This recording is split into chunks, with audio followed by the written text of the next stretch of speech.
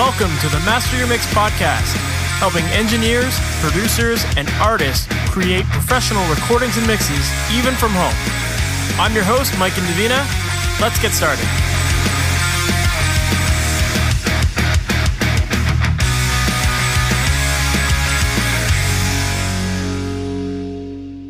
Hey, welcome to the Master Mix podcast. My name is Mike Indovina, and thank you so much for being here with me today. Today, my guest is Mary Mazurek, and if you're not familiar with her, Mary is a Grammy-nominated recording engineer, radio and podcast producer, an educator with over 30 years of experience in the industry. She does a lot of work doing live radio broadcasts. She's worked with people such as the European Broadcast Union, Ruth Bader Ginsburg, Haymarket Opera Company, Yo-Yo Ma, the Lyric Opera of Chicago, and many, many more. And in this conversation, we have a really cool chat about working with classical music, which isn't something we have talked about a lot on the podcast before. But I think whether you're working in classical music or whether you're doing rock music, that kind of thing, a lot of the advice that Mary shares here is definitely applicable. And she just has a really refreshing approach to her technique. And one thing she talks a lot about in this interview that I really like is the concept of mixing through mic placement. And I think that this is a really refreshing approach that she takes. And just when you hear how she breaks things down and why she makes the decisions she does, it allows you to see how you can work really, really fast and not need to put a lot of effort into the mixing stage. And especially with the stuff that she's doing where it's all live to air and you only get one shot at mixing it and you have to work fast, this preparation of proper mic placement and the way she really breaks it down, it does make the overall experience better and makes the mixes better and makes it faster so that she can ultimately pull off the amazing sounding mixes that she's getting. So I think you're going to find this interview really, really interesting. So let's just jump right into it. Mary Mazurek, thank you so much for being on the Master Mix podcast. How are you? I'm good. How are you? Thank you so much for having me. Doing great. Thank you. For people who might not be familiar with your background, your story, how you got into music, and ultimately to all of the amazing stuff you're working on now, can you give us that story? Yeah, absolutely. It all happened by accident. So basically, I love music. I studied piano and voice, went to music school. But really, if you are going to be a classical performer, you have to start playing piano like immediately out of the womb. And I didn't start until I was like 11. So it was already kind of too late for me. But I mean, I did love music and I did study it. I went to a conservatory-style music school. Knew I wasn't going to be a performer, but I really wanted to do something with music. And at the time, it was a fairly new program. It was back in like the late 80s when I was in college. They had a program, it was at DePaul University, they had a program called Sound Recording Technology, and I was like, I don't know what that is, but I think I can do that. Did you at least do like a tour of the program before you went in, or did you just go out entirely off the No, name? You know what? No, it was just totally an intuitive hit. I'm like, I'm doing this. Amazing. And of course, we had to interview to get into this program, and the person who was heading the program, his name was Murray Allen. So he owned one of the big three studios in Chicago called Universal Recording, the room that was originally started by Bill Putnam. Nice. So he was head of the program at DePaul University, and we all went in for interviews, and he's like, why do you want to do this major? And I said, I like music and I like science, and I think this is a great way to combine both of them. And he said, best answer I've heard all day, you're in. Amazing. Like, all right, awesome. That's easy. All right, great. I love it. Yeah. So I had a really great experience at DePaul. So we had most of our classes at Universal, which was great. Because then you could see who was coming into the studio. Like Tom Hanks was there doing ADR one time, and Metallica was there, and Very cool. You know, the roster goes on, and it was really amazing because I had finished almost all my gen eds by the time I got to my major. So I would just go hang out at the studio. Like I'd go early and just hang out. See who was there. Seems like the place to be. You meet some cool people along the way and maybe get some cool experiences out of it. Yeah, for sure. And then like one day I came in early and I got up the nerve and I went into Murray Allen's office and I said, hey, Murray, can I assist here? And he just kind of looked at me and was like, yeah, okay, go see so-and-so in the office. So I went to the office and I said, hey, Murray said I could assist here.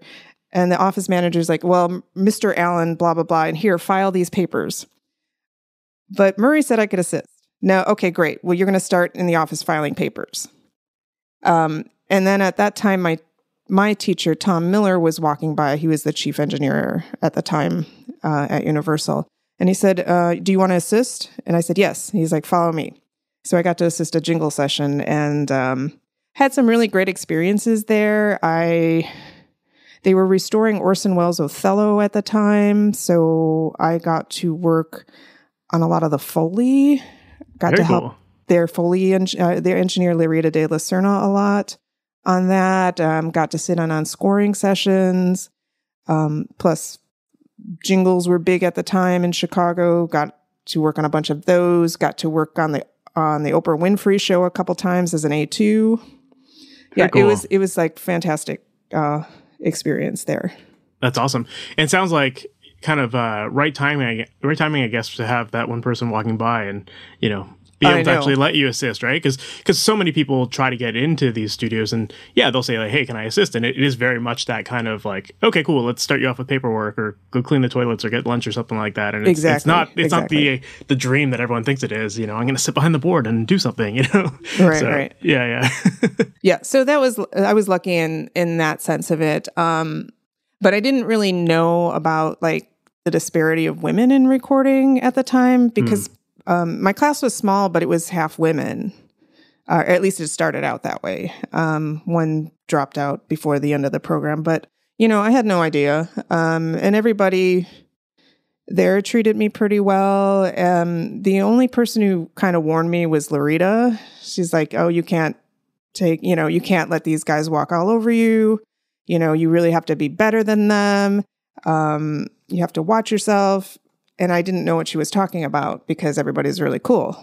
But then Universal closed and I tried to get a job afterwards. I had just finished my undergrad and I tried to get a job afterwards and like nobody would return my phone calls. She actually had to go to Hollywood because she couldn't get any work in Chicago. And I did end up getting through to another one of the remaining big studios in Chicago. And I said, hey, you know what, I'd really love to assist here. And they told me we don't hire women engineers, but you can answer the phone if you want. Wow, that's bullshit. Yeah, that was quite the blow. I mean, I was so blindsided by that. The only thing I could say was like, no, thank you, and hung up the phone. Yeah, you don't want to work in that environment. Right, I know. And then I was like, well, what do I do now? I just spent all this money, or my parents spent all this money for my education. Now what do I do? Maybe I should go back to school and get like a real degree, like something like, I don't know, electrical engineering or something like that. I don't know. But then WFMT Radio called me and I've been there ever since. Amazing. Well, I mean, I guess a bad situation turned into a good one, which is great. It did. Yeah. So as we were talking about before we started the podcast, my niche found me because originally, even though I studied classical music, I wanted to record rock bands, but that wasn't really available to me in Chicago. But I got hired by WFMT Radio, which is the classical station in town. And the really cool thing about WFMT is that we broadcast about 225 live music broadcasts a year. And I am the one responsible for engineering most of the live music heard on the station. That's amazing. I'm sure that keeps you very busy then. That's a lot of live projects to do. Yeah, it is. I had a live broadcast from a venue yesterday. I'm going on a site visit today because I'm going to do another live broadcast on Saturday. And these classical recordings, they're not just like a small session all the time, right? Like what kind of sessions are you working on typically? No, not always. So FMT is usually like live broadcasts, but I also have freelance clients that I record for album release and things like that. Also a lot of audio for video projects, especially during the pandemic with ensembles not being able to have like an in-person season.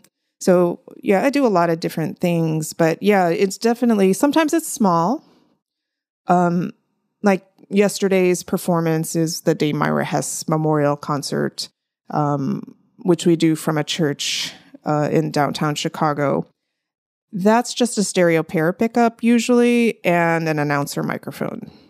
So in terms of like inputs, it's pretty simple.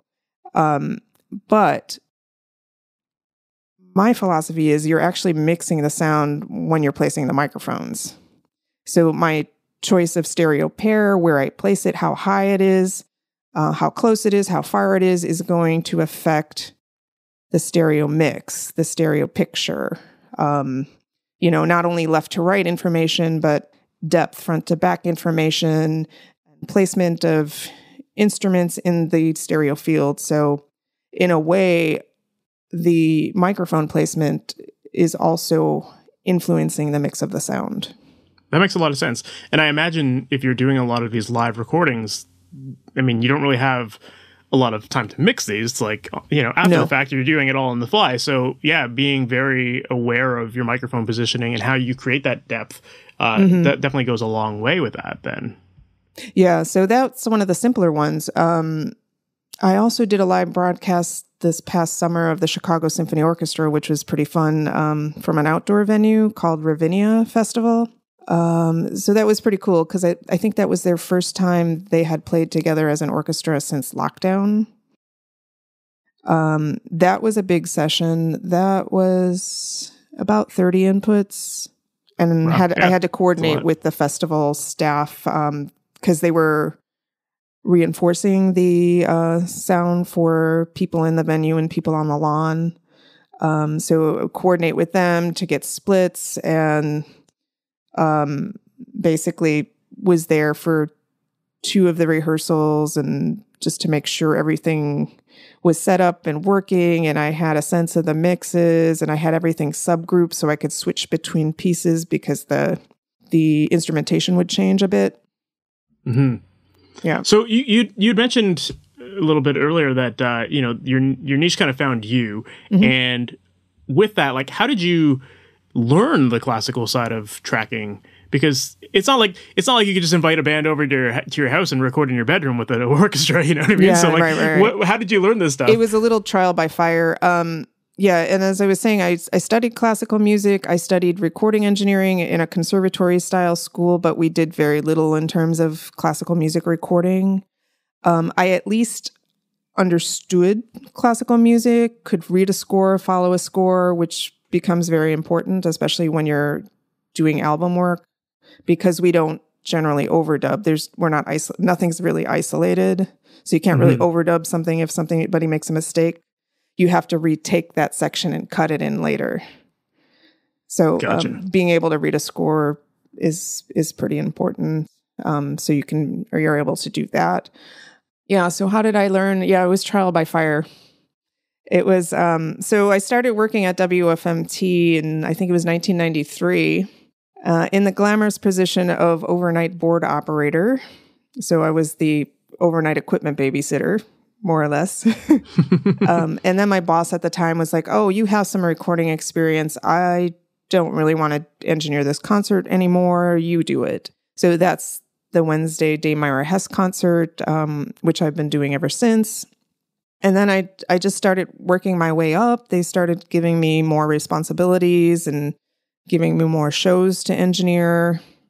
So now, I mean, it's basically me. I'm the house engineer at WFMT. There are a few freelancers that come in for certain things, but yeah, I engineer most of the live music heard on the station.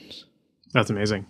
So I'd love to go back to that idea that you brought up of like mixing through mic placement, because I think that that's a really interesting way of putting it. And I think we, like a lot of people on the podcast, have talked about the idea of like committing on the way in. And I think that obviously that this is definitely related to that. But I love the way you mentioned about like thinking about the depth and the ambience and how you mic up your mixes for that. So I'm curious to know, like, when it comes to recording classical or orchestral, I'm sure both of these are very, very different, and obviously depending on the size of the band it would be very different, but like what are some of your normal go-to approaches when it comes to recording something like I love starting with stereo pairs. So there are 3 kind of main general categories I like to think about. The coincident pair, where the capsules are in the same space and we angle them some degree. So the width of the angle determines how wide the stereo image is over speakers. And then there's near coincident pairs. So there's a space in between the microphones and they're angled some degree. So both the space and the angle determine the width. And then there's also a space pair technique, which basically is just spacing the microphones apart. And sometimes I'll use combinations of those techniques. But I like to build the image with the stereo pair whenever I can, and then spot mic if I need to. Gotcha. And so as far as like things like checking for phase and that kind of stuff, do you typically have a lot of time to actually do that kind of stuff ahead of time? I'll mono things out just to test. So anytime you put space in between a microphone, you introduce phase interference. That's not necessarily a bad thing because it's helping us localize where the different instruments are in the stereo field. But I do always check everything in mono before I go live or, before I record, just to make sure the frequency response isn't changing too drastically. So what I might expect is, especially if I have like space in between microphones, is the space is creating that kind of airiness, that openness in the sound. And if I collapse it to mono, I would expect that to kind of go away. But I would expect the rest of the frequency response to kind of maintain itself. And if there are too drastic changes when it goes from stereo to mono, then I know I have a placement issue and I have to go figure out what that is. Gotcha. And as far as like mic placement with this sort of thing, how far are we talking about, like when it comes to creating that depth? Like, you said you do use some close miking, so I'm assuming that is, maybe a few inches away from the instrument, maybe, or maybe, I guess with strings, maybe you're a little bit further. But then as far as your ambient mics, like how far are you typically going? Like in terms of distance? Yeah. So basically what I'm trying to do is capture the overall sound of the ensemble. So it depends. And it depends on the space as well. So if I'm in a really beautiful, like I was recording a cappella choir in this really gorgeous monastery yesterday, I want to use that space. I want to hear a lot of that space. Maybe about 12 feet away and about 15 feet in the air, something like that. I use like a technique called NOS or NOS, some people call it. It's a Dutch technique. So it's 30 centimeters, cardioid, 90 degrees. So that's capturing a lot of the ambience. And I also used a pretty wide space pair as well of omnis to capture the space as well. So there's like a lot of ambience.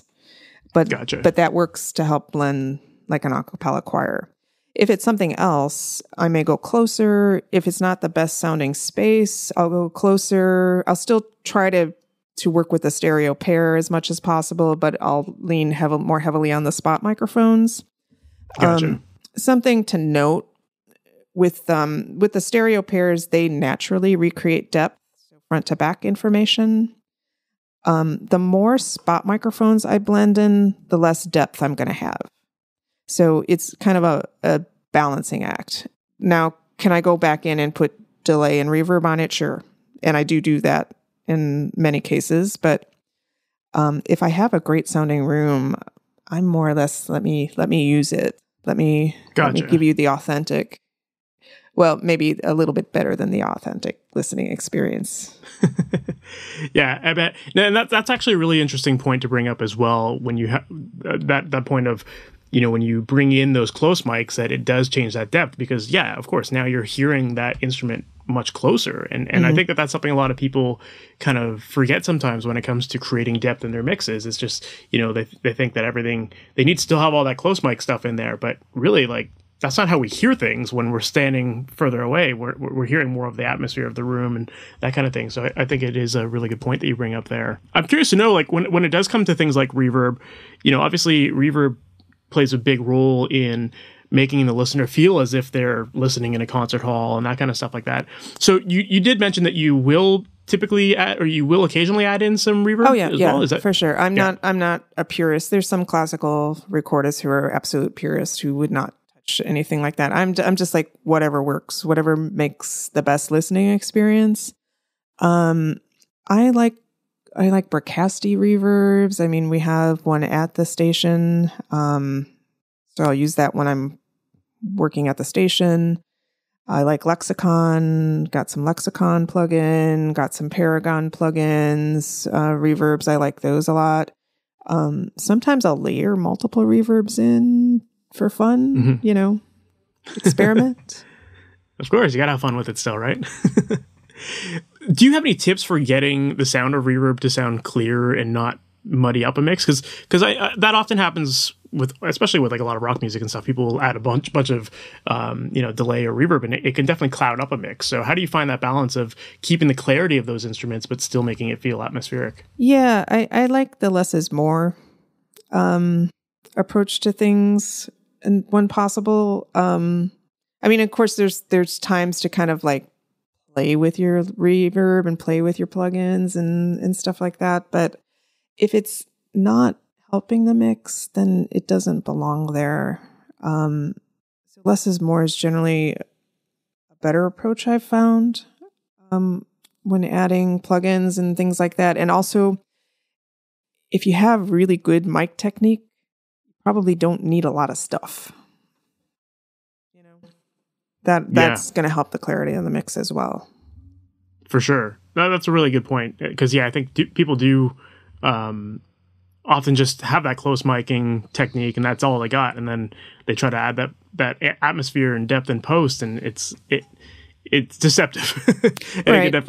it could definitely go wrong. You can do it, but yeah, why not like have all the tools at your disposal? So if you start it from the ground up with the highest possible quality, the mix just kind of more easily unfolds.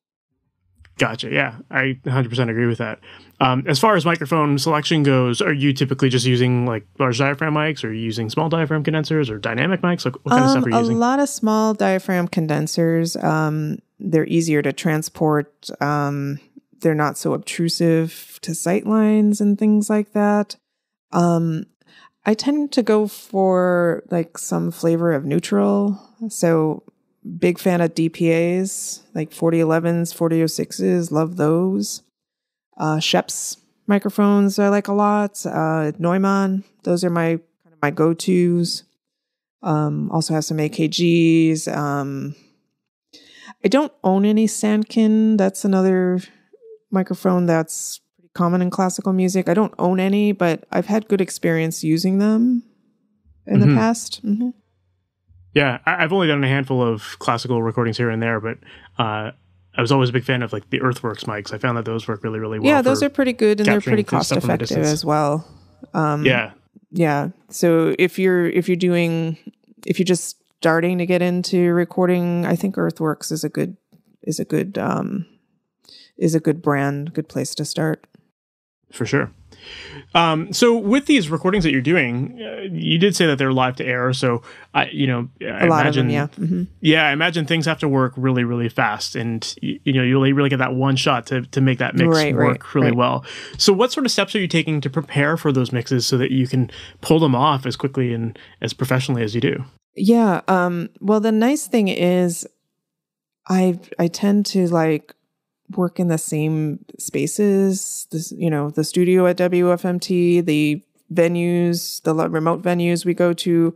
I'm there a lot, so I know them very well. So that makes things go faster. And just, I think I've done, close to 4,000 live broadcasts. So you make a system. There's a system to it. Like the way I set up, I do it more or less the same every time. So if I'm ever like in a time crunch, or I have to work and I'm sick, or haven't slept for like 2 days or whatever, I can just go on autopilot and just get it done fast. Also need to like really plan for the connectivity. So whatever unit I'm using to send audio back to the station, just make sure that's working, that's up and connected well before the airtime. That makes sense. Yeah, obviously you have to make sure that everything's going to work properly before you hit go. Yeah, exactly. Yeah. You had mentioned that you feel like you have a pretty well dialed in system that you follow on a regular basis. I'd love to dive a little bit into that. Like when it comes to things like the actual mixing side of it, what is your typical system for getting those mixes done? Like, how do you start? Where do you start? What's your philosophy going into it? So there are two ways to do this. So if it's a live to air, I generally work in a certain way. If it's a recording for release, I work in a little different way. In general, when I set up my microphone inputs, well, first of all, especially if it's a big ensemble and I'm going to have multiple microphones, I'm making a microphone list. I'm making an input list. I don't skip on the pre-pro in that respect. If it's a big operation, like, I recorded 3 operas with video for a company called Haymarket because they couldn't have their in-person seasons during COVID. So that was a fairly complex setup. So I just made sure, I had my microphone list. I knew where I was going to put things. We were also dealing with wireless lavalier microphones for the singers, like how I was going to dress those. So I planned that along, way ahead of it. Also had, meetings with the production team because there were cameras involved. So can't have microphones on tall stands. So, it's going to be in the shot. So trying to work with the video crew. Interesting, because then you have to balance that element of like, what looks good for camera versus what sounds better, Yeah, and I've been pretty successful in getting a good mix for that. Instead of like putting my stereo pairs for the orchestra up on tall stands, which would not work in this case because it'd be in the camera shots, I actually mic'd from the floor. Interesting. I have gotten some criticism for that, but I'm just like, have you heard it? Do you use like boundary mics for that kind of thing, or do you still stick with your normal go-tos? Sometimes I will, but like I put my 4011s and my 4006s on desk stands at the lip of the stage for the orchestra. Did some spot miking, put boundary microphones on the stage for the singers, dressed lavaliers in their wigs and got to get creative with it. just went with it. For like live to air, I kind of have like an approach and I do it that way every time. So I can do it on autopilot if I have to. Generally I start with the stereo pairs on the lower channels, like 1 and 2 are my main stereo pair, 3 and 4, maybe my flank microphones. And then I lay out the microphone inputs as I see them. So I go from audience perspective, like if it's an orchestra, then after the stereo pairs, it'll be like probably the first and second violins, I'll set it up as I see it. So I can kind of move faster because I know where the faders are, because I can see where the sections are and they correspond to the faders as they are across the console.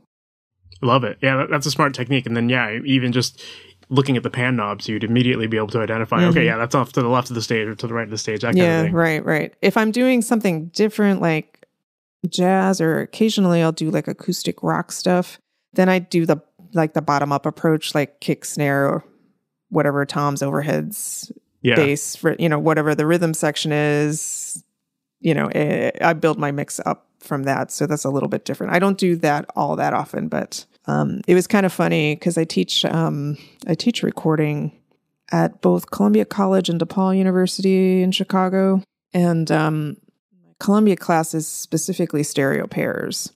But we've been lucky this semester because we have been able to get a lot of studio time, which we aren't always able to do. So this last recording we did with them, I'm just like, well, what do you want to do? I'm like, can we have a band come in? Can we use stereo pairs with the band? I'm like, yeah, let's try that. So they had a 3-piece come in, drums, bass, and keys. And then I gave them a challenge. Before they could touch any spot microphones, they had to balance the entire band in just like a room stereo pair. Love it. Yeah. So they were almost like, well, the bass amp sounds too far away or whatever. I'm like, well, move it forward and put it on a, stick it on top of a gobo or stick it on top of a table so it's a little higher. So I made them balance the whole thing out in the stereo pair before I allowed them to set up any other spot mics. But we did do the spot mics. We went kind of simple on the kit, like overhead kick snare, mic on the bass amp, mic on the keyboard amp, and the stereo pair in the room. And they were pretty amazed what the good placement will do, and how, like, the drummer was like, wow, the drums sound really good. And, we didn't put like a tom mic anywhere. That's amazing. I love that. That's such a great challenge for people. And certainly, I mean, that's how recordings were made back in the day. If you ever have the chance to go to like the Motown studio, it's like, it was all about placement and, shove the drummer in the corner, have the guitar player closer to this mic, that kind of thing. And exactly. It's such an amazing way to work. It's definitely a challenge, but it's definitely, it works, and it gives you a very cool character. And if you're in the right room with it, you can get some cool tones off of that as well. Yeah, for sure. For sure. I love that. And plus, you'd mentioned at the beginning of this that you were kind of wanting to get into like the rock side of things, and then you fell into the classical side. So right. I'm sure this gives you the opportunity to actually work on some of that stuff still, right? It's kind of fun. I don't do it very often. So that was fun having the class bring in the band, and just sort of guiding them on that. I was asked like as a volunteer to do something for community radio, like a jam band. And they're like, oh, you do radio, you mix live to radio, you can do the jam band. I'm going, okay, yeah, I could do it. I haven't done stuff like that in a while, but sure, why not? So, and had no equipment to do it. It was just basic stuff. So I had a Mackie 1604. I brought a compeller, and I brought an M3000 reverb. The venue had some drum mics. I brought like overhead mics. I took splits from the PA and stuff like that. And just basically, just because, didn't have very much in the way of processing at all, I just ran the 2 mix through the compeller, set up a send return for the reverb. The Mackie EQs are Mackie EQs, so not a lot you can do with those. Just went with it. And it was kind of funny because I compared it with their album, and it was at least as good as that. I mean, to me, that was down and dirty with like very little stuff, but it sounded at least as good as their album.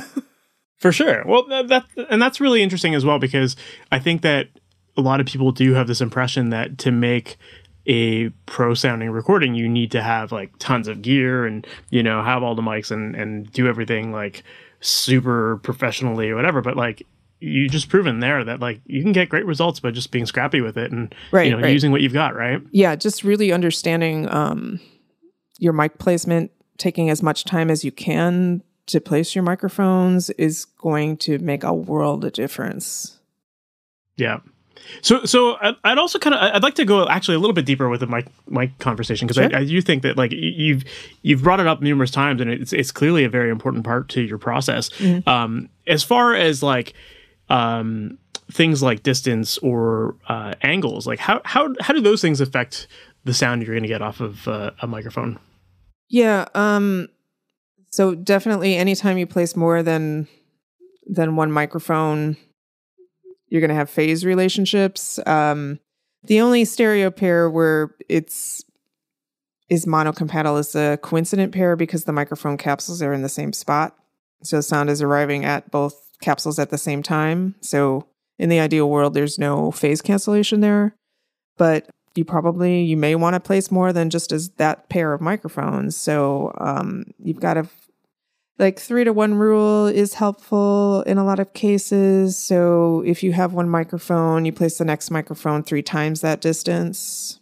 So if it's like 1 foot away from the instrument, you place the next microphone 3 times that, so 3, or et cetera, et cetera. Yeah. It's a good guide, I think. Sometimes there are logistics involved where you can't follow that rule to the exact letter. Sometimes the type of microphone will affect that placement and stuff like that. So, I just kind of have that in mind when I start the setup. and then I place from there and I adjust as needed.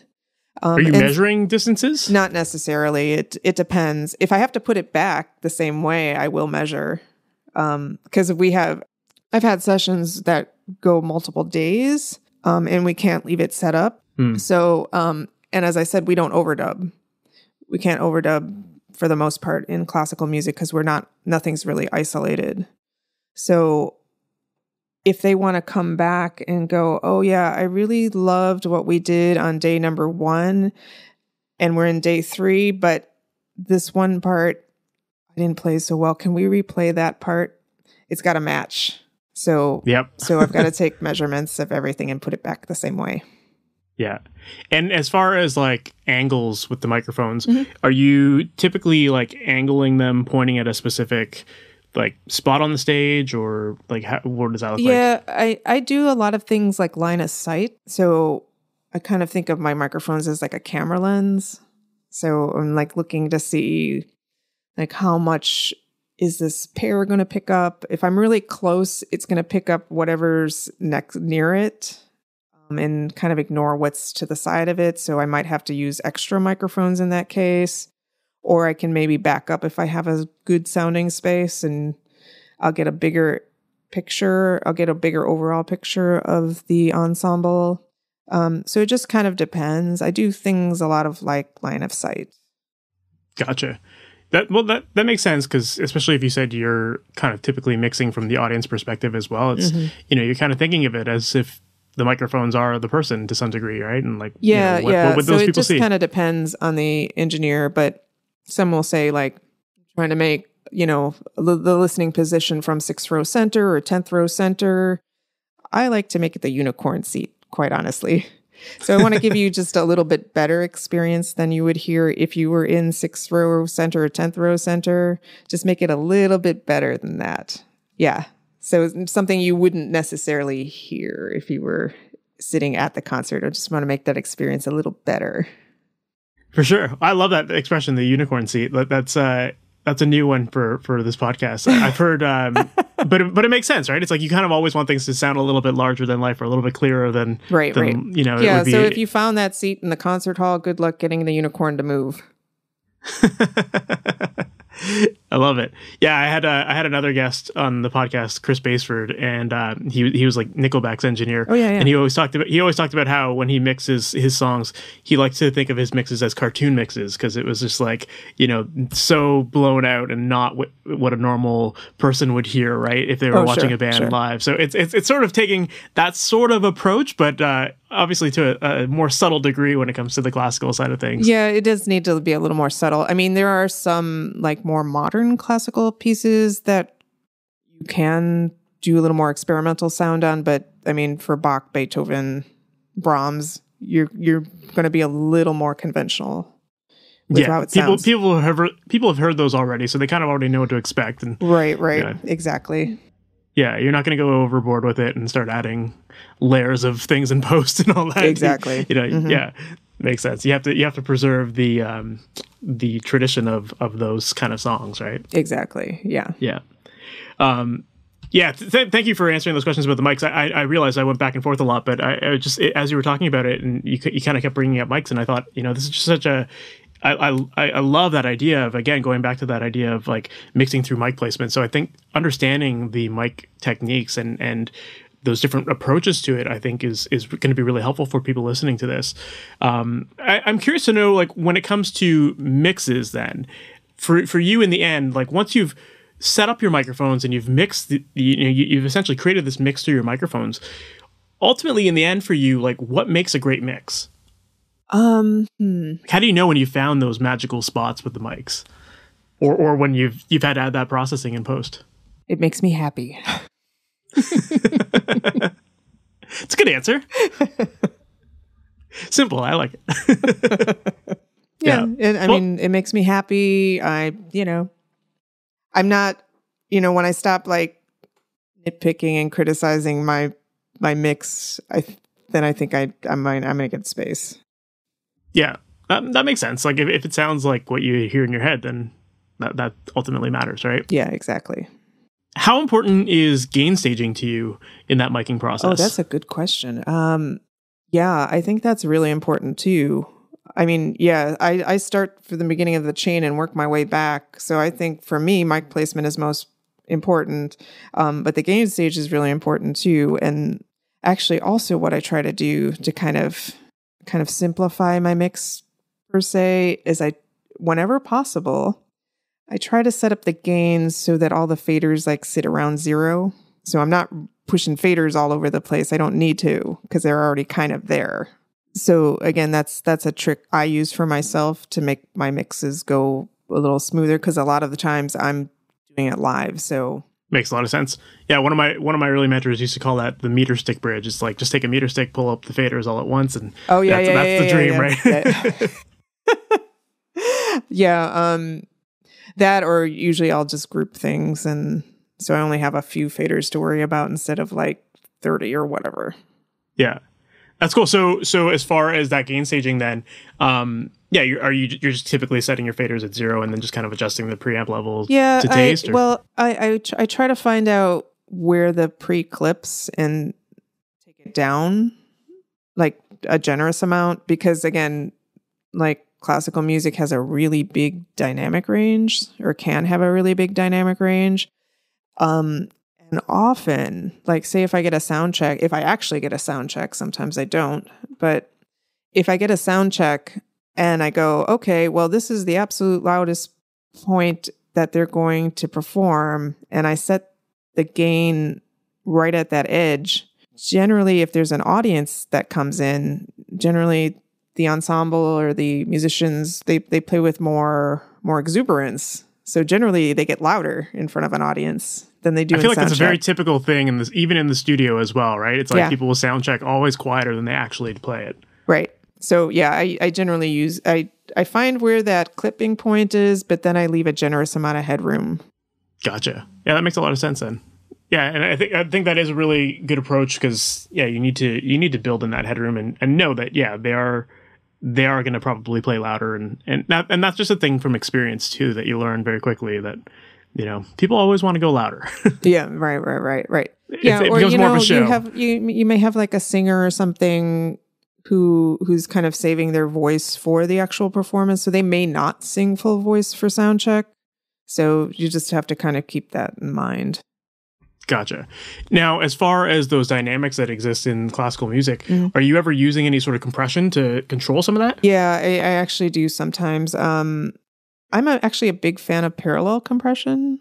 I think that sounds very natural, and because if you think about it, like if you're like listening in your car, you don't want to be turning up the volume down, because based on So we want to leave some dynamic range, but we probably don't need like 100 dB of dynamic range, which some classical music can easily do. So I will do some compression. I like parallel compression a lot. I may just parallel compress the entire mix. There have been times I have used a little more compression. So I did an album, I think that came out in 2018. It's released on Delmark Records. It's called New Latin American Classical Music for Guitar and String Quartet with Farid Haq and the Kaya String Quartet. So Farid, he's primarily known as a jazz guitarist, but he does go back and forth a bit to classical. So I actually did use a little more compression on that. So instead of like parallel compressing the whole mix, I did actually use a little compression on each spot mic. So I had like a stereo pair, and then I had 4 spot mics for the string quartet. And for Farid, the guitar was a combination of a 414 and a Neumann KM86. Very cool. Yeah, so that was a little bit of a blend. And then there's a little bit of compression on that. And then there's some Lexicon medium hall reverb on that and a little bit of EQ here and there. But again, I try to do that more with the mic placement than just grab EQ knobs. Yeah, I love it. And I think that the parallel approach makes a lot of sense, actually. I've heard a lot of like purists say like, oh, you should never compress classical music and just leave all the dynamics in there. Yeah, sometimes you can easily have 100 dB of dynamic range. That's a lot. It's a lot. When you consider pop music, maybe you have 3 dB. And then if you're listening in like say in your car, when it gets really quiet, now you're turning up the volume, and then all of a sudden it gets really loud. Oh my God, I got to turn it down. Yeah, you're just saving people from having to mix it themselves with their car stereo volumes, right? Right. And I think, again, it makes the listening experience, it betters the listening experience. If we don't have, it makes sense to kind of compress the dynamic range a bit.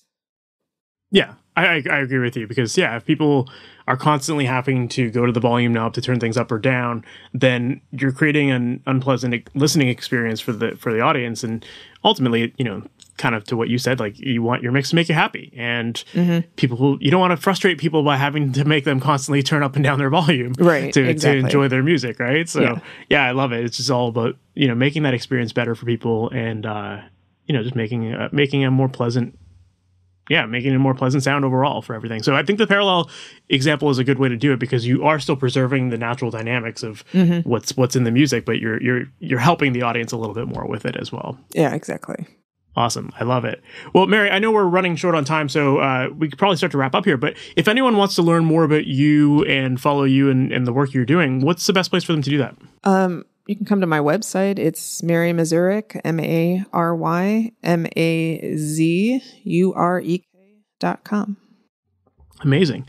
Awesome. Well, thank you again for taking the time to do this. I really appreciate it. And I think you gave some really great insight there. I love just your philosophy on how you treat these recordings. And I think that, whether people that are listening to this are recording classical or orchestral stuff or even rock music, like there's still a lot to take from this. And these concepts that you've talked about here don't just apply to one style of music. This can be used to anything. And, you shared that example of recording the band in the studio. And, I think that's proof of it. You can keep things minimalist as you need to, and just really focus on the foundations of proper technique, and that'll get you the results that you're after. So I love that. So thank you so much for sharing all of that. My pleasure. So that was my interview with Mary Mazurek, and that was amazing. I loved her approach to how she tackles these live sessions and works with all these classical artists, and I really, really appreciate the concept of mixing through mic placement. And I just think, hearing her talk about why she does things the way she does, and, how she positions her microphones and how she sets up her gain to create that meter stick mix. I think that is just really, really fascinating. And I think that this could definitely be applied regardless of whatever genre you're working in. These are techniques that aren't specific to any sort of genre. You can absolutely do this in your home studios when you're recording a band. And I also really appreciated her story about recording a band with just a stereo pair. I think a lot of people feel like they need to have a gazillion mics to record a band properly. And when you hear her story about how she's able to make a recording sound really, really good with just 2 microphones and factoring in things like distance from the instruments to the microphones, all that kind of stuff, it makes recording on a budget really possible. And it goes to show that you can actually get really great results. So I love Mary's approach, and I hope that you found that very interesting and that you're able to take a lot from this interview and apply it to your own productions. Now, if you did enjoy this episode, definitely make sure to subscribe to the podcast. That way you're notified about all new episodes as they go live. And also make sure to visit MasterYourMix.com. That is a website where I help out musicians with creating pro-sounding recordings from their home studios. And on the website, we've got lots of great resources designed to help make that process easy for you. One of which that you definitely want to check out is called The Mixing Mindset. That is a book that I created that really breaks down the process of mixing from beginning to end, showing you what things to be looking out for, what tools to be using, how to dial in settings, all of the stuff that you need so that you can confidently make mixes with ease and have a repeatable process that you can follow every single time. This way, you're not feeling overwhelmed. It's just super straightforward, and you can keep focused and keep excited about what you're doing. So check that out. It's called The Mixing Mindset, and that's available at MasterYourMix.com. So with that said, that is it for this episode, and I'll talk to you in the next one. Take care. Later. Thanks for listening to the Master Your Mix podcast. To have your questions answered, submit your questions to questions@masteryourmix.com. Please go to iTunes and subscribe and leave a review. And for more information on how you can improve your mixes, visit MasterYourMix.com.